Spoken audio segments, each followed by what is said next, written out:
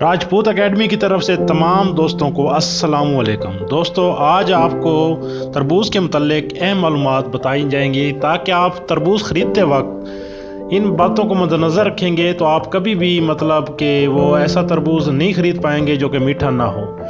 آج آگے بڑھنے سے پہلے تمام دوستوں سے گزارش ہے کہ وہ چینل کو لازمی سبسکرائب کر لیں اور بیل آئیکن کو بھی دبا لیں۔ دوستو، تربوز کا ذائقہ اس وقت اچھا لگتا ہے جب وہ میٹھا اور پکا ہوا ہو۔ ایسے تربوز کی شناخت کرنے کے لیے 4 باتوں کا خیال رکھیں۔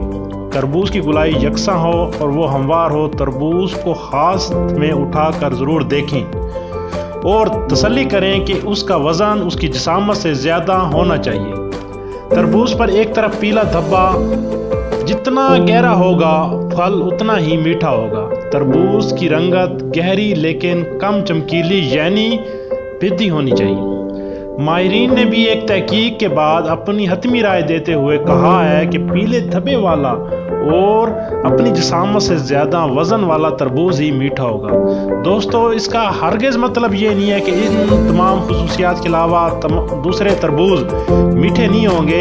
یہ ایک بنیادی وہ علامات تھیں جس کو اگر آپ تربوز خریدتے ہوئے مد نظر رکھیں گے تو انشاءاللہ آپ کبھی بھی ایسا تربوز نہیں خرید پائیں گے جو کہ میٹھا نہ ہو۔ اور اس کے علاوہ اگر آپ کے پاس کوئی ایسی معلومات ہو یا تجربہ ہو تو کمنٹ سیکشن میں لازمی شیئر کیجیے گا تاکہ تمام دوسرے دوست بھی مفید ہوں۔ تمام دوستوں سے اجازت چاہوں گا۔ اللہ حافظ۔